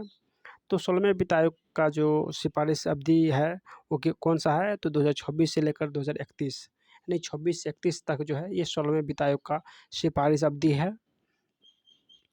नेक्स्ट है कि इंटरनेट के माध्यम से उत्पाद और सेवाओं की ऑनलाइन मार्केटिंग और बिक्री की अवधारणा का संबंध डैश से है? यानी इंटरनेट के माध्यम से उत्पाद और सेवाओं की ऑनलाइन मार्केटिंग और बिक्री का ये अवधारणा जो है ये किससे संबंधित है? तो दोस्तों ये B2C यानी B2C से संबंधित है। ऑप्शन इसका सी हो जाएगा, B2C। चलिए अगला क्वेश्चन है कि जनवरी 2024 में गुजरात में संपन्न हुए 10वें वाइब्रेंट गुजरात ग्लोबल सम्मेलन का थीम क्या था? तो इसका थीम क्या था दोस्तों 10वें वाइब्रेंट गुजरात ग्लोबल सम्मेलन का? तो इसका आंसर हो जाएगा दोस्तों ये थीम था गेटवे टू द फ्यूचर था। ऑप्शन इसका सी हो जाएगा। नेक्स्ट है कि किस सिख गुरु ने खालसा पंथ की स्थापना किया था? किस सिख गुरु ने खालसा पंथ की स्थापना किया था? तो ये गुरु गोविंद सिंह ने खालसा पंथ की स्थापना किया था। इसका आंसर ऑप्शन बी हो जाएगा। नेक्स्ट है कि इनमें से दक्षिण अमेरिका के कौन से दो देश स्थलरूद्ध है? यानी स्थलरूद्ध दक्षिण अमेरिका के कौन से दो देश है? तो इसका आंसर दोस्तों हो जाएगा ये पराग्वे और बोल्विया। ये दोनों देश जो है दक्षिण अमेरिका में है और दोनों देश स्थलरूद्ध है, यानी इसके बगल में कोई भी समुंदर नहीं है। तो पराग्वे और बोल्विया हो जाएगा। नेक्स्ट है कि जलियांवाला बाग नरसंहार किस वायसराय के काल में यानी कार्यकाल के दौरान हुआ था? तो दोस्तों हम सभी लोग जानते हैं ये जो जलियांवाला बाग नरसंहार हुआ था 1919 ईस्वी में, उस समय जो है कौन सा वायसराय था? तो इसका आंसर हो जाएगा दोस्तों ये उस समय जो था ये लॉर्ड चेम्सफोर्ड था। ऑप्शन सी हो जाएगा, लॉर्ड चेम्सफोर्ड था, यानी सी नंबर इसका करेक्ट आंसर हो जाएगा। चलिए अगला क्वेश्चन क्या है, भारतीय संविधान में स्वतंत्रता, समानता और बंधुत्व की अवधारणा किस देश से ग्रहण किया गया है? तो ये जो नारा लिया गया है दोस्तों ये कहाँ से लिया गया है? तो ये फ्रांस से। ये स्वतंत्रता, समानता और बंधुत्वता का नारा जो है ये फ्रांस से लिया गया है। कौन प्रसिद्ध संतूर वादक थे? तो संतूर वादक कौन थे? यानी संतूर वादक कौन थे? तो ये शिव कुमार शर्मा, ये संतूर वादक थे। ऑप्शन इसका सी हो जाएगा, शिव कुमार शर्मा। नेक्स्ट क्वेश्चन है कि पाइथन एक डैश है, यानी पाइथन एक प्रकार का क्या है? तो पाइथन जो है दोस्तों ये क्या है? तो इसका आंसर हो जाएगा यानी पाइथन ये प्रोग्रामिंग लैंग्वेज है, यानी कंप्यूटर का प्रोग्रामिंग लैंग्वेज है। कौन एक सुपरसोनिक क्रूज मिसाइल है? तो सुपरसोनिक क्रूज मिसाइल ये ब्रह्मोस है। ऑप्शन बी हो जाएगा, ब्रह्मोस। नेक्स्ट क्वेश्चन है कि देखिए करा मिलान करने के लिए, चलिए इसको मिलान करते हैं। पानीपत का प्रथम युद्ध हम सभी लोग जानते हैं 1526 में हुआ था। प्लासी का युद्ध 1756 में हुआ था, यानी 1757 में हुआ था, वही प्लासी का युद्ध 1757 में हुआ था। हल्दी घाटी का युद्ध 1576 में हुआ था, हल्दी घाटी 1576 में हुआ था। और टालीकोटा का युद्ध जो हुआ था दोस्तों ये 1565 में, ये 1565 में हुआ था। चलिए यहाँ से हम लोग ऑप्शन मिलान करते हैं। देखिए 21 ऑप्शन में दिया गया है, तो ये ऑप्शन नंबर ए में दिया गया है। ऑप्शन नंबर ए में देखिए पानीपत का युद्ध 1526 में, प्लासी का युद्ध जो हुआ था ये 1757 में, और हल्दी घाटी का युद्ध जो है ये 1576 में हुआ था, और तालीकोटा का युद्ध ये 1565 में हुआ था। तो इसका आंसर ऑप्शन नंबर बी हो जाएगा। चलिए अगला क्वेश्चन है कि प्रथम पंचवर्षीय योजना का मुख्य स्रोत डैश पर है। इन प्रथम पंचवर्षीय योजना जो था इसका मुख्य उद्देश्य क्या था? तो इसका मुख्य उद्देश्य था दोस्तों यानी कृषि। प्रथम पंचवर्षीय योजना का मुख्य उद्देश्य कृषि था, और दूसरा जो पंचवर्षीय योजना था उसका मुख्य उद्देश्य था औद्योगिक क्षेत्र में विकास करना। सेतु भारतम कार्यक्रम किस वर्ष शुरू किया गया था? तो सेतु भारतम कार्यक्रम जो है दोस्तों ये 2016 में, सेतु है तो 16 हो जाएगा, ऑप्शन बी सेतु 16 में शुरू किया गया था। अगला क्वेश्चन है कि कोका कोला जैसे पेय पदार्थ में किस अम्ल की उपस्थिति के कारण खट्टा स्वाद का अनुभव होता है, यानी इसमें कौन सा अम्ल उपस्थित होता है? तो इसका आंसर हो जाएगा यानी फास्फोरिक अम्ल उपस्थित होता है, यानी ऑप्शन नंबर ए करेक्ट हो जाएगा, फास्फोरिक अम्ल।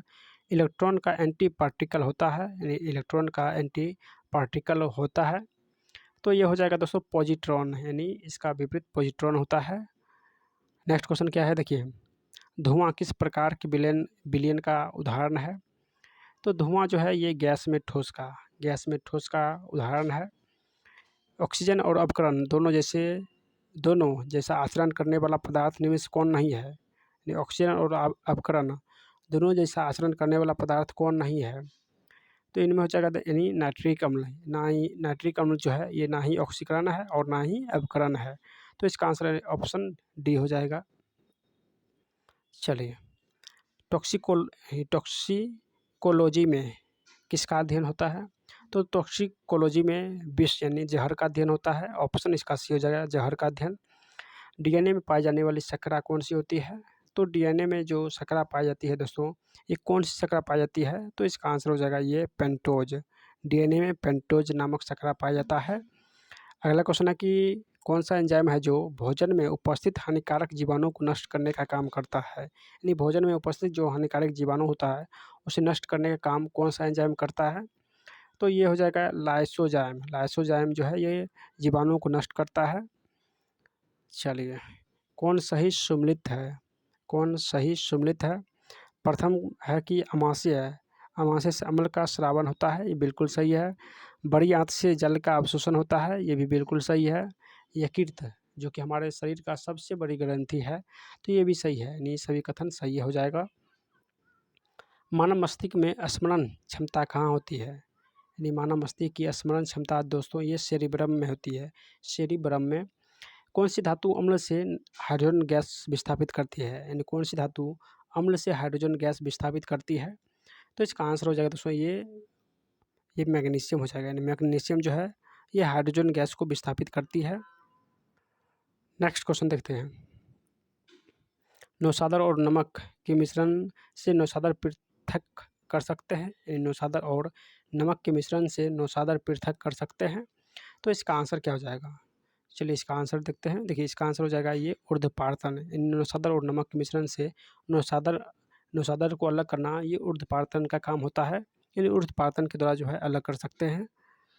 अगला क्वेश्चन है कि प्रोटोन पर आवेश होता है, प्रोटोन पर किस प्रकार की आवेश होता है?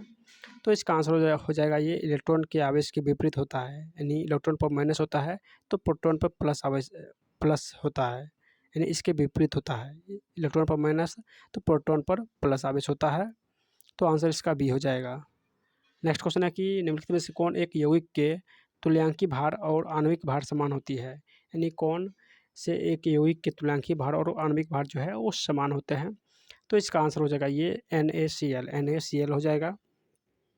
श्वेत फास्फोरस जो है अंधेरे में किस कारण से दीप्त होता है? यानी श्वेत फास्फोरस अंधेरे में किस कारण से दीप्त होता है? तो इसका आंसर हो जाएगा ये मंद ऑक्सीकरण के कारण जो है ये दीप्त होता है। चलिए, किसी शुष्क सेल में विद्युत का उत्पादन कैसे होता है, यानी किसी शुष्क सेल में विद्युत का उत्पादन किस प्रकार होता है, तो ये रासायनिक ऊर्जा के रूप में होता है। अगला क्वेश्चन क्या है कि निम्नलिखित में से कौन सा युग्म जो है वो सुम्लित है, कौन सा युग्म सुम्लित है, तो ये जिंक फास्फाइड जो कि चूहे का विष है, यानी जिंक फास्फाइड जो है ये एक प्रकार चूहे का विष है। नेक्स्ट क्वेश्चन है कि कौन सुम्लित नहीं है, यानी कौन सा कथन जो है वो गलत दिया गया है। तो प्रथम है कि प्रथम विश्व जो जलवायु सम्मेलन 1989 में हुआ था, ये बिल्कुल सही है। प्रथम पृथ्वी सम्मेलन जो 1992 में हुआ था, जिसका एजेंडा 21 नाम दिया गया था। पृथ्वी शिखर सम्मेलन +5 ये 1997 में हुआ था। और कार्बन व्यापार मॉन्ट्रियल प्रोटोकॉल से संबंधित है। तो दोस्तों ये कथन जो है ये गलत है, कार्बन व्यापार मॉन्ट्रियल प्रोटोकॉल से संबंधित नहीं है, डी ऑप्शन गलत हो जाएगा। नेक्स्ट है कि किसे जलवायु परिवर्तन का क्रायोजेनिक संकेतक प्राप्त किया जाता है, यानी किससे जलवायु परिवर्तन का क्रायोजेनिक संकेतक प्राप्त किया जाता है, तो इसका आंसर क्या हो जाएगा। चलिए इसका आंसर देखते हैं। इसका आंसर यानी आइस कोर हो जाएगा, आइस कोर। नेक्स्ट क्वेश्चन क्या है, देखिए, किस समूह के पौधों को आमतौर पर शैवाल कहा जाता है, यानी किस समूह के पौधों को आमतौर पर शैवाल कहते हैं, तो इसका आंसर हो जाएगा यानी थैलोफाइट समूह के जो पौधे होते हैं उसे आमतौर पर थैलोफाइट कहते हैं, यानी शैवाल कहा जाता है। यानी थैलोफाइट समूह के पौधों को शैवाल कहते हैं। मानव पाचन तंत्र में डैश से पीत रस का स्रावन होता है, यानी मानव पाचन तंत्र में किससे पीत रस का स्रावन होता है, तो इसका आंसर क्या हो जाएगा। चलिए इसका आंसर देखते हैं। इसका आंसर यानी यकृत हो जाएगा, ऑप्शन डी। अगला क्वेश्चन देखिए, निम्नलिखित में से कौन सा मानवों में पुरुष प्रजनन प्रणाली का हिस्सा नहीं है, यानी कौन पुरुष प्रजनन प्रणाली का हिस्सा नहीं है, तो इसका आंसर हो जाएगा दोस्तों ये हो जाएगा ये अंडाशय। ये अंडाशय महिला में होता है, ना कि पुरुष में, तो ये नहीं हो जाएगा, ऑप्शन डी इसका करेक्ट आंसर हो जाएगा। नेक्स्ट है कि एक व्यक्ति में तंत्रिका कोशिका डैश तक लंबी हो सकती है, ये तंत्रिका जो कोशिका होती है वो कितने सेंटीमीटर तक लंबी हो सकती है, तो ये 100 सेंटीमीटर हो जाएगा, ऑप्शन सी 100 सेंटीमीटर। किसे मास्टर ग्रंथि के रूप में जाना जाता है, तो मास्टर ग्रंथि जो है दोस्तों ये पीयूष ग्रंथि को कहते हैं, ऑप्शन इसका ये हो जाएगा पीयूष ग्रंथि। नेक्स्ट क्वेश्चन क्या है कि रुधिर में किसकी मात्रा अधिक होने पर मधुमेह कहा जाता है, तो मधुमेह कहा जाता है दोस्तों ये ग्लूकोज की मात्रा अधिक होने से मधुमेह रोग कहा जाता है। अर्धसूत्री विभाजन का खोज सर्वप्रथम किसने किया, तो अर्धसूत्री जो विभाजन है इसका खोज बीजमैन ने, यानी किसने, तो इसका खोज बीजमैन ने किया था। नेक्स्ट है एफ्ला नामक विष का निर्माण किससे होता है, तो एफ्ला नामक जो विष है इसका निर्माण कवक से होता है, यानी कवक से होता है एफ्ला नामक विष का निर्माण। किस हार्मोन को दुग्ध जनक हार्मोन कहते हैं, तो दुग्ध जनक जो हार्मोन है दोस्तों ये किस हार्मोन को कहते हैं, तो ये एल टी एच हार्मोन को कहते हैं। अगला क्वेश्चन क्या है कि शोषण के संबंध में कौन सा कथन सत्य है, तो हो जाएगा यानी शोषण एक अपचयी क्रिया है, शोषण का नियंत्रण मस्तिष्क मेडुला ऑब्लिगेंटा भाग से होता है, तो ये भी सही है। शोषण एक अपचयी क्रिया है, ये भी सही है। शोषण एक उपापचयी क्रिया है, तो दोस्तों यहाँ पे अपचयी क्रिया होगा ना कि उपापचयी क्रिया, तो ये कथन गलत है, यानी ऑप्शन इसका ए हो जाएगा, 1 और 2 दोनों सही है। नेक्स्ट क्वेश्चन क्या है, ये स्थिर या गतिज अवस्था में परिवर्तन का प्रतिरोध करने की एक वस्तु की प्रवृत्ति डैश कहा जाता है, यानी स्थिर या गतिज अवस्था में परिवर्तन का प्रतिरोध करने की एक वस्तु की प्रवृत्ति क्या कहते हैं, तो इसका आंसर हो जाएगा ये जड़त्व कहते हैं। एक पिकोमीटर डैश के बराबर होता है, तो पिकोमीटर जो है दोस्तों ये किसके बराबर होता है, तो ये 10⁻⁻12 मीटर के बराबर होता है। अगला क्वेश्चन है कि गैल्वेनोमीटर प्रयुक्त होता है, तो गैल्वेनोमीटर जो प्रयुक्त करते हैं विद्युत धारा की दिशा ज्ञात करने के लिए, विद्युत धारा की दिशा ज्ञात करने के लिए गैल्वेनोमीटर का प्रयोग करते हैं। अगला क्वेश्चन है कि घर्षण बल डैश कार्य करता है, तो घर्षण बल जो है दोस्तों ये बल की दिशा के विपरीत कार्य करता है, यानी घर्षण बल ये विपरीत कार्य करता है, यानी बल की दिशा के विपरीत कार्य करता है। नेक्स्ट है कि एक संपृक्त स्प्रिंग में कौन सी ऊर्जा होती है, यानी एक संपृक्त जो स्प्रिंग होती है उसमें कौन सी ऊर्जा होती है, तो ये स्थितिज ऊर्जा होती है, यानी ऑप्शन इसका ए हो जाएगा स्थितिज ऊर्जा। चलिए अगला क्वेश्चन है न्यूमेरिकल का कि एक गेंद को 20 मीटर प्रति सेकंड के वेग से ऊर्ध्वाधर फेंका जाता है, तो 3 सेकंड बाद इसके विस्थापन का मान कितना हो जाएगा। चलिए तो इसका आंसर क्या हो जाएगा दोस्तों, यानी इसका आंसर ऑप्शन ए हो जाएगा, यानी 15 मीटर हो जाएगा, ऑप्शन नंबर ए। अगला क्वेश्चन क्या है कि निम्नलिखित में से कौन सा घटक एक चालक के प्रतिरोध को प्रभावित नहीं करता है, यानी कौन सा घटक एक चालक के प्रतिरोध को प्रभावित नहीं करता है। तो इसका आंसर हो जाएगा ये दबाव, ये चालक के प्रतिरोध पर इसका कोई प्रभाव नहीं पड़ता है, तो आंसर इसका बी हो जाएगा। चलिए दोस्तों, अब हम लोग नेक्स्ट सेट यानी 4 नंबर सोल्यूशन करेंगे। अगर आप लोग को ये वीडियो पसंद आ रहा है तो सभी लोग चैनल को सब्सक्राइब जरूर कर लीजिएगा, और इसका पीडीएफ लेना चाहते हैं तो आप हमारे टेलीग्राम ज्वाइन करके ले सकते हैं। चलिए अगला सेट सोल्यूशन करते हैं। चलिए 4 नंबर सेट है, और इसका प्रथम क्वेश्चन है कि भारत को जानो कार्यक्रम निम्नलिखित में से किसकी पहल है, यानी भारत की जो जानो कार्यक्रम है ये किसकी पहल है। तो दोस्तों ये विदेशी मामलों का मंत्रालय का पहल है, यानी विदेशी मामलों का मंत्रालय का पहल है, ऑप्शन सी हो जाएगा।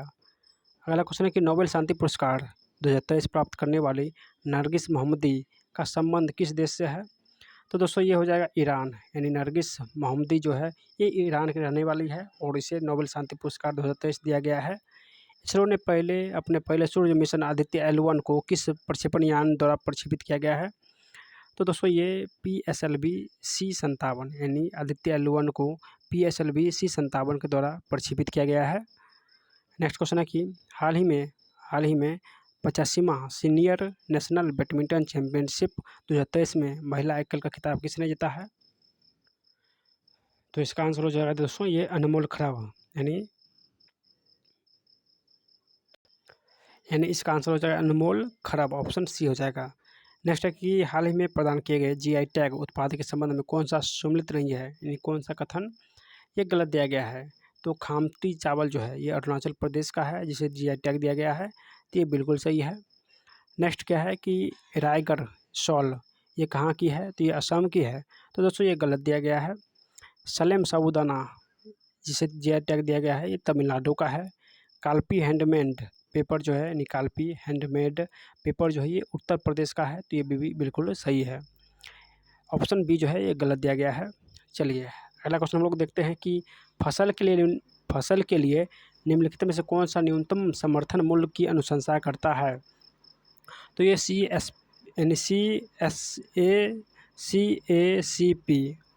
CACP जो है ये फसल के लिए न्यूनतम समर्थन मूल्य अनुशंसा करती है, ऑप्शन इसका सी करेक्ट हो जाएगा।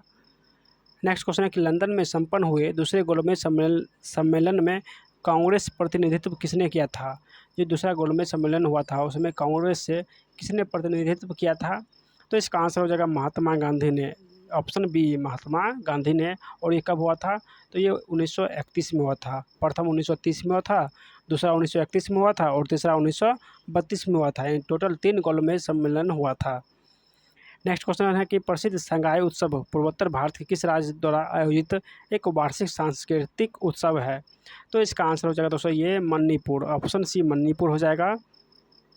नेक्स्ट क्वेश्चन क्या है, देखिए नेक्स्ट क्वेश्चन है कि भारत के अंतरिक्ष कार्यक्रम का जनक किसे माना गया है। तो भारत के अंतरिक्ष कार्यक्रम का जनक विक्रम साराभाई को माना गया है, ऑप्शन ए विक्रम साराभाई हो जाएगा। नेक्स्ट है कि एनफील्ड राइफल्स चलाने के लिए कौन उत्तरदायी है, जिनमें चर्बी वाले कारतूसों का उपयोग होता है, जो 1857 विद्रोह का तत्कालीन कारण था। तो हो जाएगा दोस्तों ये हेनरी हार्डिंग, यानी एनफील्ड राइफल्स लाने के लिए ये हेनरी हार्डिंग जिम्मेदार है, ऑप्शन इसका बी करेक्ट हो जाएगा, हेनरी हार्डिंग। नेक्स्ट क्वेश्चन है कि कौन सा राष्ट्रीय उद्यान भारत में नहीं है, यानी कौन राष्ट्रीय उद्यान जो है ये भारत में नहीं है। तो ये सुदूर राष्ट्रीय उद्यान जो है, ये सुदूर राष्ट्रीय उद्यान ये भारत में नहीं है, ऑप्शन बी जो है सुदूर यानी संदूर राष्ट्रीय उद्यान जो है ये भारत में नहीं है। चलिए अगला क्वेश्चन क्या है कि भारत में निम्नलिखित में से किस पहाड़ियों को बल्लू माउंटेन के नाम से जाना जाता है। तो बल्लू माउंटेन्स के नाम से दोस्तों ये नीलगिरी पहाड़ी को जाना जाता है, नीलगिरी पहाड़ी हो जाएगा। अगला क्वेश्चन क्या है, देखिए प्रतिवर्ष वित्त मंत्री बजट किस अनुच्छेद के तहत प्रस्तुत करता है। जो वित्त मंत्री बजट पेश करता है वो किस अनुच्छेद के तहत पेश करता है। तो ये अनुच्छेद 112 के तहत, अनुच्छेद 112 हो जाएगा। अगला क्वेश्चन क्या है कि किस समिति की सिफारिश पर मूल कर्तव्य को संविधान में जोड़ा गया। तो दोस्तों ये हो जाएगा यानी स्वर्ण सिंह समिति के अनुशंसा पर 1976 में मूल कर्तव्य को संविधान में जोड़ा गया था, यानी इसका आंसर डी हो जाएगा। अगला क्वेश्चन क्या है कि देखिए जनगणना 2011 के अनुसार देश में पुरुष साक्षरता दर कितनी है? तो पुरुष साक्षरता जो दर है ये 80.9% यानी लगभग 81% के आसपास जो है वो पुरुष साक्षरता है। पाचन के दौरान पित्त की भूमिका क्या होती है? तो पाचन के दौरान जो पित्त की भूमिका होती है ये वसा का पायसीकरण करना होता है। अगला क्वेश्चन है कि सेरेब्रम के कार्यों में से एक क्या है, यानी सेरेब्रम के कार्यों में से एक क्या है? तो इसका आंसर हो जाएगा यानी इसमें से इसका कोई ऑप्शन नहीं है, क्योंकि सेरेब्रम जो है ये मस्तिष्क में होता है, यानी सेरेब्रम जो है ये मस्तिष्क में होता है और इनमें से कोई भी काम ये सेरेब्रम का नहीं है। चलिए, पादप की कोशिका भित्ति जो है ये किसकी बनी होती है? तो पादप की कोशिका भित्ति दोस्तों ये सेलुलोज और पैक्टिन की बनी होती है। अगला क्वेश्चन है कि कौन सा हड्डियों के जॉइंट सतह को मुलायम करती है, यानी हड्डी का जो जॉइंट सतह होता है उसे मुलायम करती है? तो इसका आंसर हो जाएगा कार्टिलेज जो है ये मुलायम करती है। नेक्स्ट क्वेश्चन है कि किसे टैक्सोनॉमी का जनक कहा जाता है, यानी टैक्सोनॉमी का जनक किसे कहा जाता है? तो इसका आंसर हो जाएगा दोस्तों ये लिनियस को टैक्सोनॉमी का जनक माना जाता है।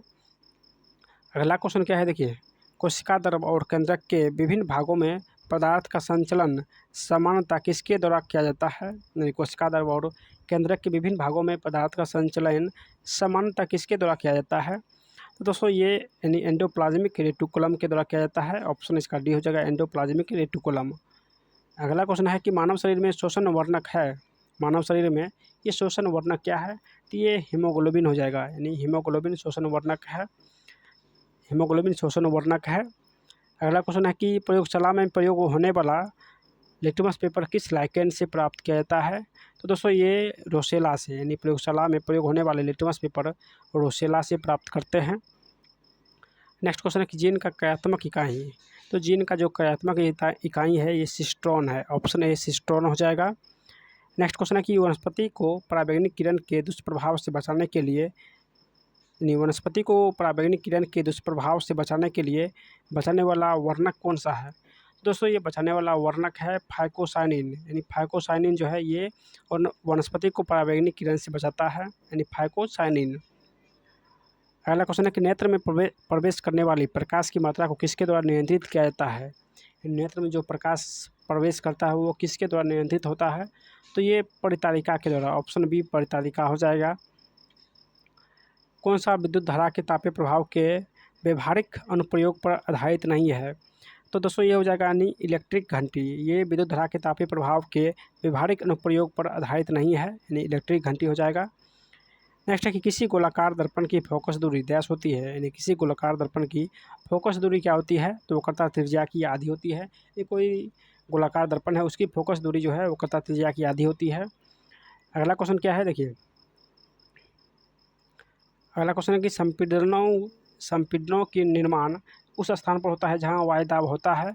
तो वायुदाब क्या होता है दोस्तों? ये उच्च होता है, यानी वायुदाब उच्च होता है। नेक्स्ट क्वेश्चन है कि किसी रॉकेट का प्रक्षेपण न्यूटन के किस नियम पर आधारित है? किसी रॉकेट का प्रक्षेपण न्यूटन के किस नियम पर आधारित है?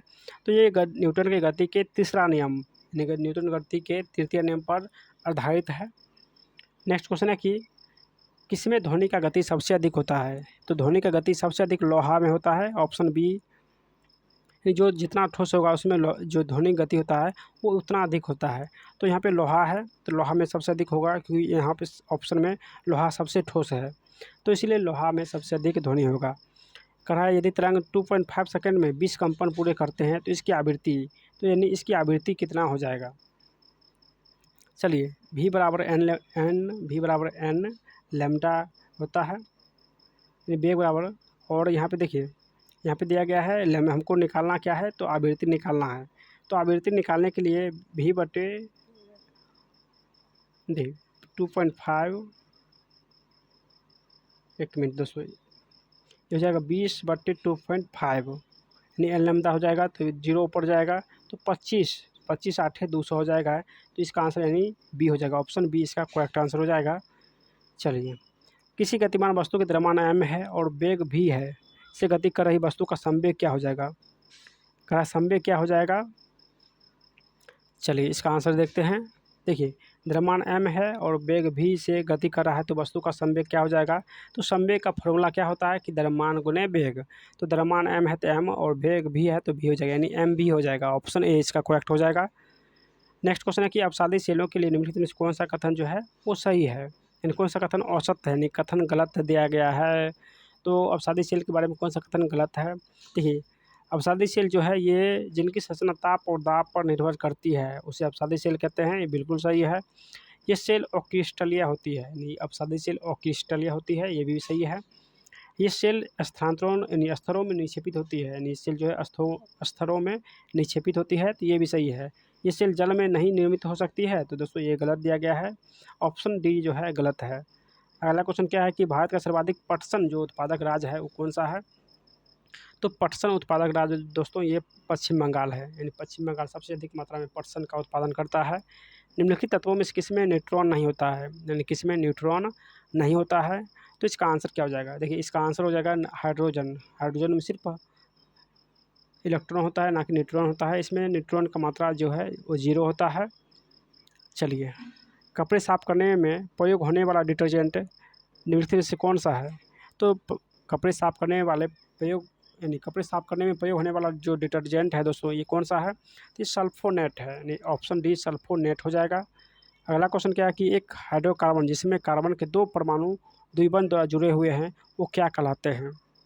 यानी एक हाइड्रोकार्बन जिसमें कार्बन के 2 परमाणु द्विबंध द्वारा जुड़े हुए हैं तो उसे क्या कहते हैं। तो उसे दोस्तों यानी एल्कीन कहते हैं, ऑप्शन बी एल्कीन हो जाएगा। अगला क्वेश्चन देखिए, अगला क्वेश्चन क्या है कि साबुन फ्रिज को किस विधि के द्वारा अलग करते हैं या हटा सकते हैं। तो साबुन और ग्रीस को दोस्तों ये किस विधि के द्वारा, तो ये पायसीकरण विधि से, ऑप्शन ए हो जाएगा पायसीकरण विधि से। नेक्स्ट क्वेश्चन क्या है कि सिगरेट लाइटर में कौन सी गैस प्रयुक्त होती है। तो सिगरेट लाइटर में ब्यूटेन गैस होती है, यानी सिगरेट लाइटर में ब्यूटेन गैस होती है।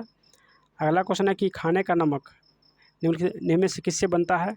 तो जो खाने का नमक है दोस्तों ये मजबूत अम्ल और मजबूत क्षार से बनता है, ऑप्शन बी हो जाएगा मजबूत अम्ल और मजबूत क्षार से बनता है। श्वेत प्रकाश को नली में कैसे पैदा करते हैं, यानी श्वेत प्रकाश को नली में कैसे पैदा करते हैं। तो इसका आंसर क्या हो जाएगा, तो इसका आंसर हो जाएगा इन तंतु को गर्म करके जो है श्वेत प्रकाश को नली में पैदा करते हैं। अगला क्वेश्चन है कि किसी पिंड का सीमांत वेग निर्भर नहीं करता है, यानी किसी पिंड का जो सीमांत वेग होता है ये किस पर निर्भर नहीं करता है। तो ये हो जाएगा तरल की ऊंचाई पर निर्भर नहीं करेगा, यानी सीमांत वेग जो है तरल की ऊंचाई पर निर्भर नहीं करेगा। अनुदैर्ध्य तरंग निम्न किससे होकर नहीं गुजर सकती है। जो अनुदैर्ध्य तरंग है किससे होकर नहीं गुजरती है। तो इसका आंसर हो जाएगा निर्वात से होकर ये नहीं गुजर सकती है। अगला क्वेश्चन क्या है कि एक अवतल दर्पण के वक्रता केंद्र पर रखे वस्तु का प्रतिबिंब कहाँ बनेगा। एक अवतल दर्पण के वक्रता केंद्र पर रखे वस्तु का प्रतिबिंब कहाँ बनेगा। तो इसका आंसर हो जाएगा दोस्तों ये वक्रता केंद्र पर बनेगा, कहाँ पे, तो ये वक्रता केंद्र पर बनेगा, तो ऑप्शन इसका सी हो जाएगा। देखिए अगला क्वेश्चन है कि प्रासर्वय वे ध्वनि है जिनकी आवृत्ति होती है। तो प्रासर्वय जो ध्वनि होती है इसकी आवृत्ति 20,000 हर्ट्ज से अधिक होती है, यानी 20,000 हर्ट्ज से अधिक होती है प्रासर्वय तरंग की ध्वनि। अगला क्वेश्चन है कि कौन सा सही सुमेलित नहीं है, यानी कौन सा एक सही सुमेलित नहीं है। तो विद्युत आकर्षण का नियम ये ओम का नियम है, तो दोस्तों ये गलत है, यानी ओम का नियम जो है प्रतिरोध से संबंधित है ना कि आकर्षण से। गति विषयक नियम न्यूटन ने दिया था, ये सही है। सापेक्षता का सिद्धांत आइंस्टीन ने दिया था, ये भी सही है। लॉगरिथम का नियम जो है जॉन नेपियर ने दिया था, तो ये भी सही है, यानी सिर्फ ऑप्शन सी जो है ये गलत दिया गया है। अगला क्वेश्चन है कि किसी तत्व के परमाणु संहति निम्नलिखित में से किसकी संख्या के योग के बराबर होती है, यानी किसी तत्व की परमाणु संहति किसकी संख्या के योग के बराबर होती है। तो दोस्तों ये हो जाएगा यानी केवल प्रोटॉन और न्यूट्रॉन की संख्या के योग के बराबर होती है, यानी प्रोटॉन और न्यूट्रॉन संख्या के योग के बराबर होती है। अगला क्वेश्चन क्या है, देखिए अगला क्वेश्चन है कि एक ही पदार्थ के अणुओं के बीच से जो बल कार्य करता है उसे क्या कहते हैं। तो उसे सहसंयोजक बल कहते हैं, ऑप्शन ए हो जाएगा सहसंयोजक बल। नेक्स्ट है कि डॉपलर प्रभाव किसके लिए लागू होता है। तो जो डॉपलर प्रभाव है ये सापेक्ष गति के लिए लागू होता है, यानी सापेक्ष गति हो जाएगा, ऑप्शन इसका सी करेक्ट हो जाएगा। दोस्तों ये था 4 नंबर सेट, अब हम लोग 5 नंबर सेट इस वीडियो में सलूशन करेंगे। दोस्तों जितने भी साथी पहली बार देख रहे हो सब लोग इस वीडियो को अधिक से अधिक शेयर भी कीजिएगा, और नहीं तो चैनल को सब्सक्राइब करके सपोर्ट कीजिएगा, ताकि आप लोग का सपोर्ट बना रहे और जो है हम जो है और अधिक मेहनत करें आप लोग के लिए, और आप लोग अपना प्यार ज़रूर दीजिएगा। तो सभी लोग चैनल को यानी सब्सक्राइब जरूर कर लीजिएगा। चलिए अगला सेट हम लोग सोल्यूशन करते हैं। चलिए अगला नंबर सेट है 5, और इसका प्रथम क्वेश्चन है कि एबेल पुरस्कार 2024 से किसे सम्मानित किया गया है। तो एबेल पुरस्कार 2024 ये मिशेल टेलाग्रैंड को दिया गया है, मिशेल टेलाग्रैंड को दिया गया है। ऑप्शन इसका सी करेक्ट हो जाएगा। विश्व प्रसन्ना यानी प्रसन्नता दिवस रिपोर्ट 2024 में भारत का स्थान क्या है, यानी विश्व प्रसन्न रिपोर्ट 2024 में भारत का स्थान क्या प्राप्त हुआ है। तो 126वां स्थान प्राप्त हुआ है, यानी ऑप्शन इसका बी करेक्ट हो जाएगा। अगला क्वेश्चन है कि संघाई यानी चौथा संघाई सहयोग संगठन स्टार्टअप फोरम कहाँ आयोजित किया गया है। तो दोस्तों ये नई दिल्ली में, यानी चौथा संघाई सहयोग संगठन स्टार्टअप जो है ये नई दिल्ली में आयोजित किया गया है।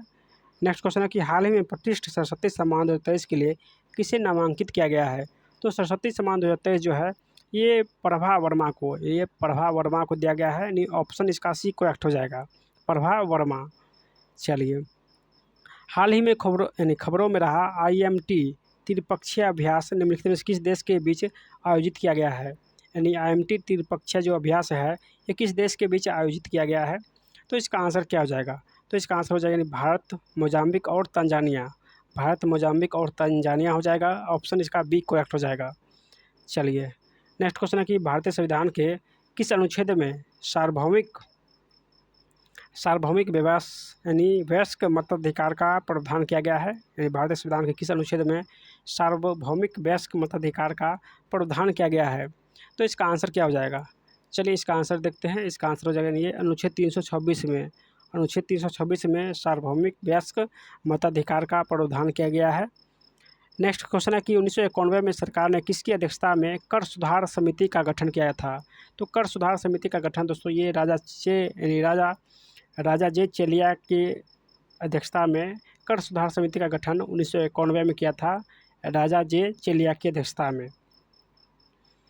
नेक्स्ट क्वेश्चन है कि निम्नलिखित में किस वर्ष में महारानी विक्टोरिया की उद्घोषणा में यह ऐलान किया गया था कि इसके बाद से भारतीय ब्रिटिश राज द्वारा उसके नाम पर एक राज सचिव के माध्यम से शासित होगा।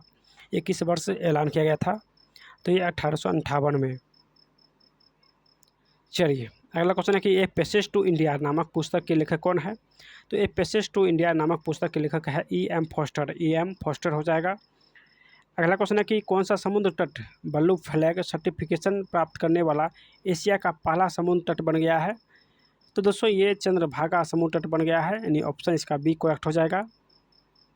तृतीय बौद्ध परिषद का आयोजन किसके द्वारा कराया गया है। तृतीय जो बौद्ध परिषद का आयोजन हुआ है ये किसके द्वारा कराया गया है। तो ये अशोक के द्वारा, ऑप्शन ए हो जाएगा अशोक। नेक्स्ट क्वेश्चन है कि कौन सी कंप्यूटर सिस्टम की मेमोरी की सबसे बड़ी इकाई है। तो कंप्यूटर सिस्टम की मेमोरी की सबसे बड़ी इकाई योटाबाइट है, ऑप्शन डी योटाबाइट हो जाएगा। नेक्स्ट है कि भारत की प्रथम पंचवर्षीय योजना का मुख्य केंद्र बिंदु क्या था। तो इसका मुख्य केंद्र बिंदु था दोस्तों कृषि पर ध्यान देने के साथ प्राथमिक क्षेत्र का विकास करना। यानी जो प्रथम पंचवर्षीय योजना था और उसमें जो विकास किया गया था वो कृषि पर अधिक मात्रा में विकास किया गया था। ईस्ट इंडिया कंपनी ने भारत के शहर में अपना पहला व्यापारिक केंद्र स्थापित करने का प्रयास किया था। तो प्रयास किया था दोस्तों ये सूरत में, पहला व्यापारिक केंद्र स्थापित करने का प्रयास ये सूरत में किया था। अगला क्वेश्चन है कि कौन सा देश एक से अधिक टाइम जोन का पालन करता है। तो ये यूएसए जो है एक से अधिक टाइम जोन का पालन करता है। सौर ऊर्जा से रासायनिक ऊर्जा में रूपांतरण का उदाहरण क्या है। तो ये प्रकाश संश्लेषण, सौर ऊर्जा से रासायनिक ऊर्जा में रूपांतरण का उदाहरण है प्रकाश संश्लेषण। नेक्स्ट क्वेश्चन है कि चलिए नेक्स्ट क्वेश्चन क्या है कि सूर्य द्वारा उत्सर्जित और त्वचा के कैंसर हेतु उत्तरदायी विकिरण निम्न में से कौन सा है। तो इसका आंसर हो जाएगा ये अल्ट्रा वायलेट किरण, यानी सूर्य के द्वारा उत्सर्जित और त्वचा के कैंसर हेतु उत्तरदायी विकिरण जो है ये अल्ट्रा वायलेट किरण है। नेक्स्ट क्वेश्चन है कि देखिए नेक्स्ट क्वेश्चन है कि भारत में नैनो मिशन की शुरुआत कब हुआ। भारत में नैनो मिशन की शुरुआत कब हुआ था। दोस्तों ये वर्ष 2007 में भारत में नैनो मिशन की शुरुआत किया गया था, यानी ऑप्शन इसका सी करेक्ट हो जाएगा। समुद्र या महासागर में डूबी हुई वस्तुओं की स्थिति जानने के लिए किस यंत्र का प्रयोग करते हैं। तो ये हो जाएगा दोस्तों सोनार का, यानी डूबी हुई किसी वस्तु का हम लोग जानकारी प्राप्त करते हैं सोनार से। ध्वनि तरंग किसके कारण प्रतिध्वनि उत्पन्न करती है, यानी ध्वनि तरंग जो है ये किसके कारण प्रतिध्वनि उत्पन्न करती है। तो दोस्तों ये परावर्तन के कारण जो है ये प्रतिध्वनि उत्पन्न करता है। जब प्रकाश के प्राथमिक रंग यानी लाल, हरा, नीला को समान अनुपात में मिलाया जाता है तो परिणामी रंग क्या हो जाएगा, तो परिणामी रंग होगा दोस्तों ये सफ़ेद। यानी जब प्रकाश के प्राथमिक रंग को मिलाते हैं तो जो परिणामी रंग बनेगा वो सफ़ेद बनेगा। नेक्स्ट क्वेश्चन है कि यानी प्रकृति में कौन से बल का अस्तित्व प्रत्येक स्थान पर है, यानी प्रकृति में कौन से बल का अस्तित्व जो है वो प्रत्येक स्थान पर है। तो ये गुरुत्वाकर्षण बल हो जाएगा, यानी ऑप्शन सी गुरुत्वाकर्षण बल हो जाएगा। एक व्यक्ति झूले पर बैठकर झूल रहा हो, यदि ये व्यक्ति एकाएक खड़ा हो जाए तो आवर्तकाल क्या होगा, तो आवर्तकाल जो है ये कम हो जाएगा, यानी खड़ा होने से आवर्तकाल कम हो जाएगा और झूला जो है वो अधिक तेज़ी से झूलने लगेगा। चलिए, किस वर्ग के पौधों में पानी और अन्य पदार्थ के संवहन के लिए संवहन ऊतक पाए जाते हैं, तो दोस्तों ये हो जाएगा ये टेरिडोफाइटा में पानी और अन्य पदार्थ के संवहन के लिए संवहन ऊतक यानी जाइलम और फ्लोएम पाया जाता है। तो आंसर इसका टेरिडोफाइटा हो जाएगा। नेक्स्ट क्वेश्चन है कि कौन सा स्तनपायी जंतु है जो शिशुओं को जन्म ना देकर अंडे देते हैं, यानी कौन सा स्तनपायी शिशु का जन्म ना देकर वो अंडे देते हैं। तो इसका आंसर हो जाएगा ये दोस्तों इकिडीना और प्लेटिपस है, ये अंडा देता है ना कि बच्चा पैदा करता है विकसित, यानी ऑप्शन इसका डी करेक्ट हो जाएगा। कौन सा रोग संक्रामक रोग नहीं है, तो संक्रामक रोग नहीं है ये कैंसर है, ये जो कैंसर रोग है ये संक्रामक रोग नहीं है। अगला क्वेश्चन है कि लाइसोसोम आत्महत्या की थैली है क्योंकि उसमें होता है, तो लाइसोसोम में जो है ये जल अपघटक एंजाइम है, लाइसोसोम। कोशिका में प्रोटीन संश्लेषण का स्थान क्या है, नहीं कोशिका में प्रोटीन संश्लेषण का स्थान क्या होता है, तो ये राइबोसोम से जो है प्रोटीन संश्लेषण करते हैं। चलिए अगला क्वेश्चन देखते हैं कि मानव शरीर में मौजूद निम्नलिखित कोशिकाओं में से किसी में माइटोकॉन्ड्रिया नहीं पाया जाता है, यानी किसी में माइटोकॉन्ड्रिया नहीं पाया जाता है। तो यह हो जाएगा लाल रक्त कोशिका में लाल रक्त कोशिका में जो माइटोकॉन्ड्रिया है ये नहीं पाया जाता है। अगला क्वेश्चन क्या है कि मेंडल के आनुवंशिकता का सिद्धांत किस पर लागू होता है, तो दोस्तों ये लैंगिक जनन पर, मेंडल के आनुवंशिकता का सिद्धांत जो है ये लैंगिक जनन पर लागू होता है। डाउन सिंड्रोम से ग्रसित व्यक्तियों में कौन सा रोग सर्वाधिक होता है, तो इसका आंसर हो जाएगा दोस्तों ये अल्जाइमर रोग। डाउन सिंड्रोम से ग्रसित व्यक्तियों में अल्जाइमर रोग जो है सर्वाधिक होता है। नेक्स्ट क्वेश्चन है कि निम्नलिखित में से किसे मस्तिष्क का सहायक कहा जाता है, यानी मस्तिष्क का ब्रेन कहते हैं। तो मस्तिष्क का ब्रेन जो है दोस्तों ये मेरुरज्जु को, यानी मस्तिष्क का सहायक किसे कहते हैं, तो मेरुरज्जु को जो है मस्तिष्क का सहायक केंद्र कहते हैं। नेक्स्ट क्वेश्चन है कि कार्बोहाइड्रेट, प्रोटीन और वसा का पूर्ण पाचन कहाँ पर होता है, कार्बोहाइड्रेट, प्रोटीन और वसा का पूर्ण पाचन जो है ये कहाँ पर होता है, ये छोटी आंत में होता है। कहाँ, तो छोटी आंत में होता है।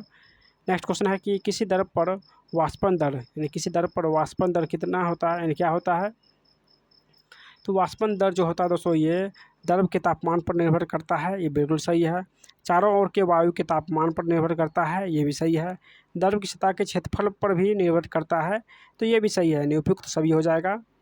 अगला क्वेश्चन है कि सौरमंडल के हीलियोसेंट्रिक मॉडल सर्वप्रथम किसके द्वारा प्रस्तुत किया गया था, तो जो हीलियोसेंट्रिक मॉडल है दोस्तों ये प्रस्तुत किया गया था निकोलस कोपरनिकस के द्वारा। ऑप्शन इसका डी करेक्ट हो जाएगा। नेक्स्ट क्वेश्चन है कि कौन सा ग्रह मानव द्वारा खोजा गया प्रथम ग्रह है, तो प्रथम ग्रह है जो दोस्तों ये यूरेनस यानी अरुण प्रथम ग्रह है।